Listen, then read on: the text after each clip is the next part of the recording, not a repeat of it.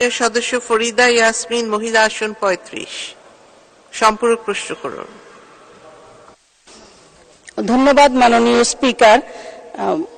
মাননীয় স্বাস্থ্যমন্ত্রীর কাছে আমার প্রশ্ন যে নরসিংদী জেলার অধিবাসীদের দীর্ঘদিনের দাবি একটি মেডিকেল কলেজ ও হাসপাতাল, এই ধরনের কোনো হাসপাতাল স্থাপনের পরিকল্পনা সরকারের আছে কিনা?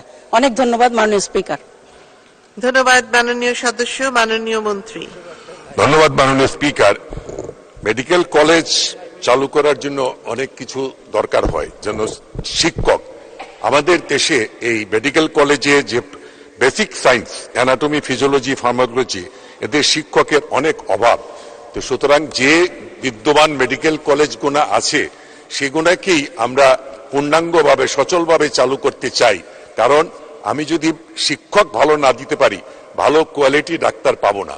আমার বেশ কোয়ান্টিটি ডাক্তার দরকার নাই, আমার কোয়ালিটি ডাক্তার দরকার। যে ডাক্তার হবে মানসম্পন্ন ডাক্তার হবে। তো মাননীয় সংসদ সদস্যের বিষয়টি আমি বিবেচনা করব, আমি দেখব যে ভবিষ্যতে কিভাবে এখানে কি করা যায়। ধন্যবাদ মাননীয় স্পিকার। ধন্যবাদ মাননীয় মন্ত্রী। মাননীয়